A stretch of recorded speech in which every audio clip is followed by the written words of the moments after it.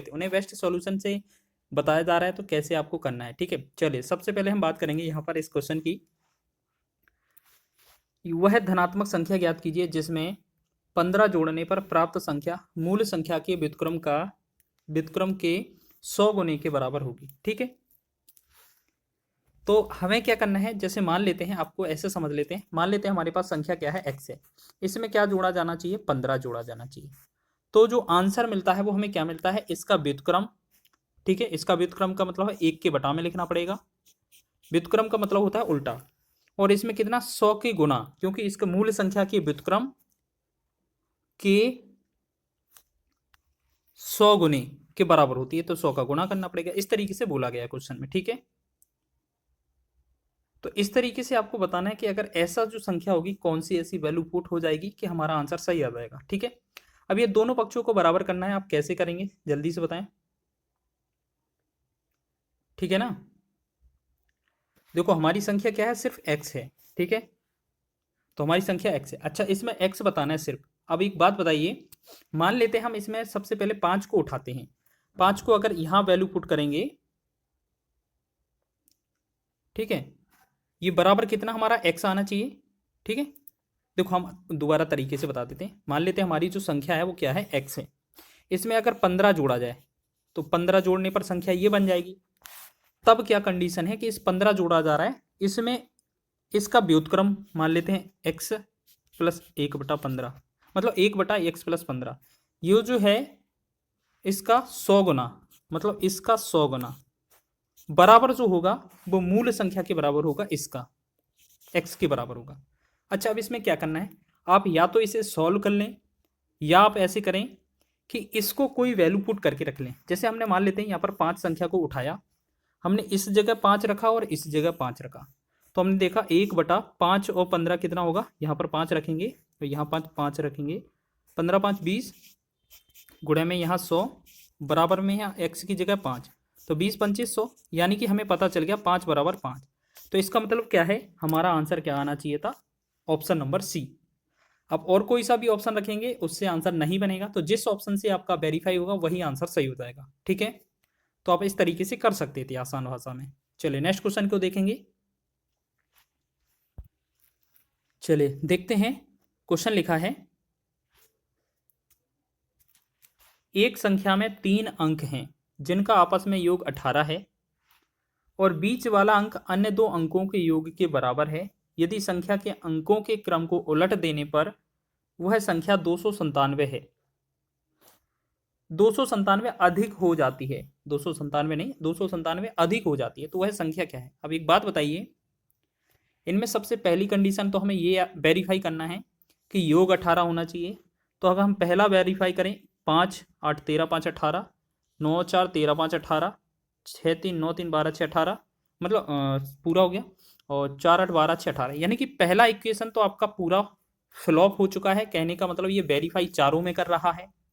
अब सिर्फ दूसरा ही ऑप्शन बचा है कि 297 अधिक होना चाहिए, यानी कि पहले आपका जो था 585, अगर इसको उल्टा जाए तो इसको 5 8 5 इसको उल्टा करना पड़ेगा। क्यों, तो ये तो कुछ बचेगा ही नहीं इसमें। ये आपका कितना है, 495 है। इसको अगर पलट देते हैं तो ये कितना, 594 हो जाएगा।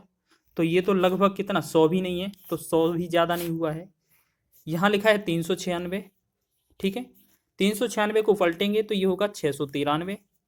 इसी घटा कर देखते हैं, तो 93, मतलब 13 में से 6 गया 7, और 9 10, एक यहाँ पर कितना होगा 10, 9 में से मतलब 19 में से 10 गया 9, और 4 2, 297 सिर्फ सी विकल्प को करने पर आ रहा है, यानी कि यही आंसर हमारा सही होगा। ठीक है, तो मात्र आपको वेरीफाई करने से ही आपका आंसर बन जाता है, जो आपको विकल्प उठाकर देखने होते हैं। ठीक है, बहुत ही अच्छा क्वेश्चन है, बन जाता है आंसर। नेक्स्ट क्वेश्चन की बात करें तो, यदि किसी धनात्मक संख्या को उसके वर्ग में से घटाया जाता है तो शेषफल 812 बचता है, वह संख्या क्या है।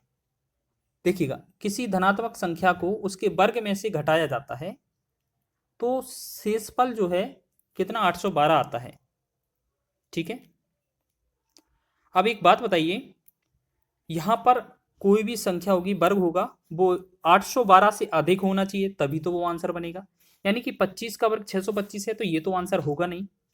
23 का वर्ग 529 होता है तो ये भी आंसर नहीं होगा। 27 का वर्ग 729 होता है तो ये भी आंसर नहीं होगा। कहने का मतलब तो यही है,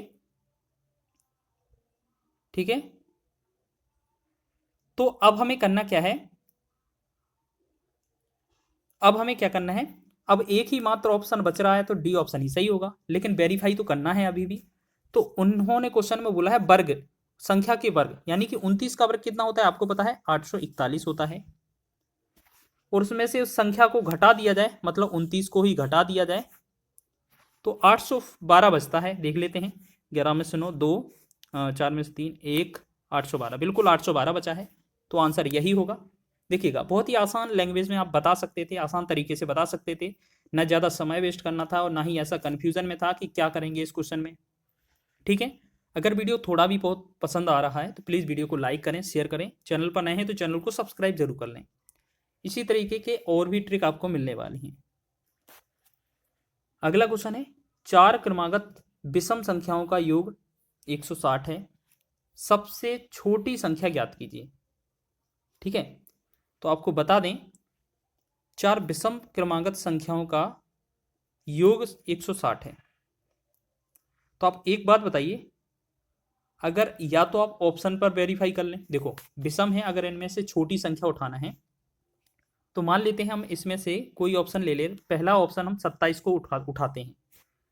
तो पहला 27 होगा, फिर अगला 29 होगा, फिर 31 होगा, फिर आपका 33 होगा।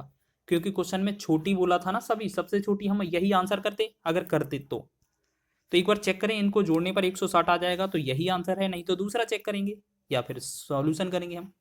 7 9 16, 16 4 20, हासिल 2 हो गया, 2 2 4 3 7 3 10 2 12, 120 आया। तो ये तो आंसर होगा नहीं, 160 तो बहुत होता है, यानी कि 27 के सापेक्ष तो ये बहुत कम पड़ रहा है। तो अब हमें क्या करें, दूसरा विकल्प 27 को उठा लें, तो यहाँ सॉरी 37 को उठा लें, तो 37 पहला होगा, 39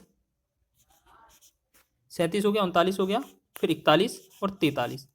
अब इन सबको जोड़ेंगे तो 9 7 16 4 20, 0 हो जाएगा, 3 3 6 4 10 4 14 और 2 16, बिल्कुल यही वाला आंसर वेरीफाई हमारा हो गया है, ठीक है। तो इस तरीके से हमारा विकल्प बी ऑप्शन इसका राइट होगा। और एक करने का तरीका क्या है, जैसे अगर बेसिक करते तो हमारी पहली संख्या x, दूसरी संख्या x+2, x+4, x+6, ये हमारे पास 4 संख्याएं हो गई, इन सभी को जोड़ दिया जाए, ठीक है, तो बराबर में ये 160 हो जाएगी। हाँ, एक चीज़ याद रखना, हमेशा कभी भी संख्या में विषम लिखा हो या सम लिखा हो, आप हमेशा x, x+2 ही लेना, क्वेश्चन कभी भी गलत नहीं होना, नहीं तो आपको ऐसा कर दें कि गलत हो जाए आंसर। तो आपको याद रखना, इस तरीके से ले सकते हैं आप, चाहे सम हो चाहे विषम हो। अब देखो हमारे पास कितना 4x है, प्लस में 2 4 6 6 और 6 12, 12 उस तरफ जाएगा तो ये कितना घट जाएगा, इसमें 148 बनेगा, ठीक है। 4 एकम 4, 4 से 4 तिया 12 और 4 सते 28। तो यहाँ x का वैल्यू कितना बना हमारा 37, तो हमारा ये एक बार में ही आंसर आ गया। तो ये वाला भी तरीका अच्छा है, ठीक है। तो आप साधारण तरीके से